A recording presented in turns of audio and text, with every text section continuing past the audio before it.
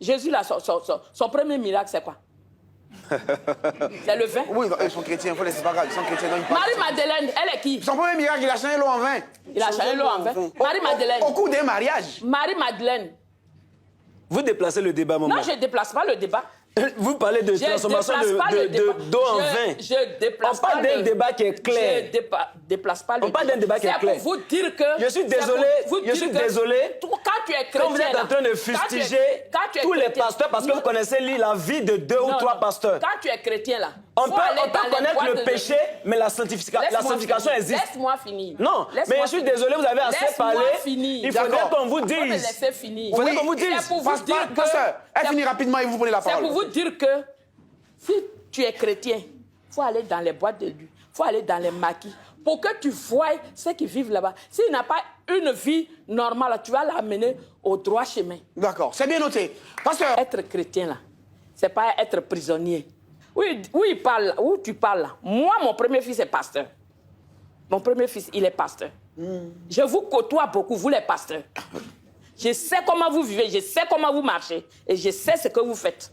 C'est pas par mon fils seulement, mais beaucoup de pasteurs. Je fréquente des pasteurs, beaucoup de pasteurs. Mais on dit on est chrétien parce qu'il ne faut pas, je vais aller en boîte, il ne faut pas, je vais faire ceci, je vais faire cela. Puis tu es là, puis tu es prisonnier de toi-même. Tu as envie de faire, mais tu ne fais pas. Je suis allée dans mon village, il y a un pasteur. Il a caqué. Il a caqué jusqu'à... On s'est retrouvés. J'ai dit, monsieur, tu fais quoi ici? Ah oui, on retrouve ça? Oui. Oui. À l'intérieur, dans ça. Dans ça. Il était là-bas aussi? Il était là-bas. Il était ça. Il m'a méprisé parce qu'il a invité les évangéliques, tout et tout. Et puis, comme moi, je suis chrétien catholique, il dit, ça, c'est pas église. J'ai dit, ah bon? Quand on s'est retrouvés là, j'ai dit, lui là, il faut que je lui dise que... Je l'ai vu. Je t'ai vu. Qu'est-ce que vous pensez de ce qu'ils ont dit? Vous croyez à ce que vous dites? Effectivement. Oui, vous allez répondre, d'accord. Allez, déjà, vous pensez quoi de ce qu'ils ont dit? Faites ce que j'ai dit, mais ne faites pas ce que j'ai fait. Si on va dans les boîtes là, c'est vous on trouve là-bas. Vous les chrétiens qui disent que je suis croyant. Être croyant, c'est quoi? Être croyant, là, il faut avoir la foi. Et le croyant, c'est ton cœur. Ce que tu fais, la foi par les œuvres. Vous faites ça? Vous êtes croyant, mais vous ne vous occupez pas. C'est pas parce que tu vas en boîte, tu as travaillé, tu es fatigué. Il faut aller te décomplexer. Ou bien? Il faut aller te décomplexer.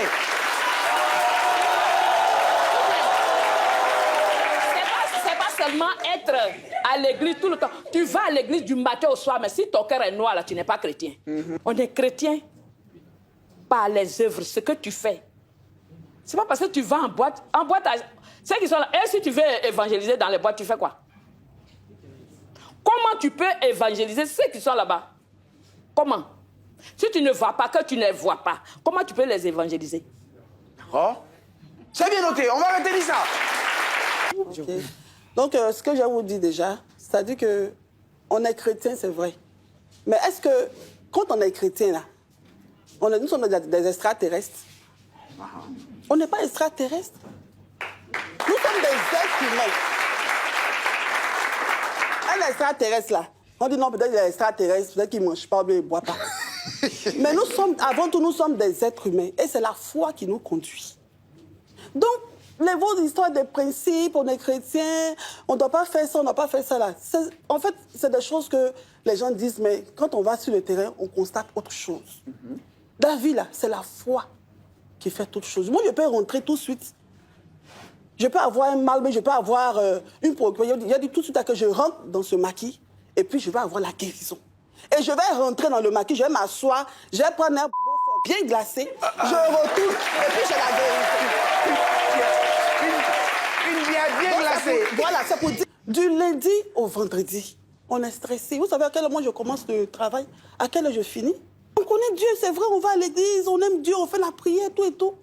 Mais Joe, samedi arrivé, mon ami m'appelle. Ah, mais je vais m'asseoir, je me détends un peu.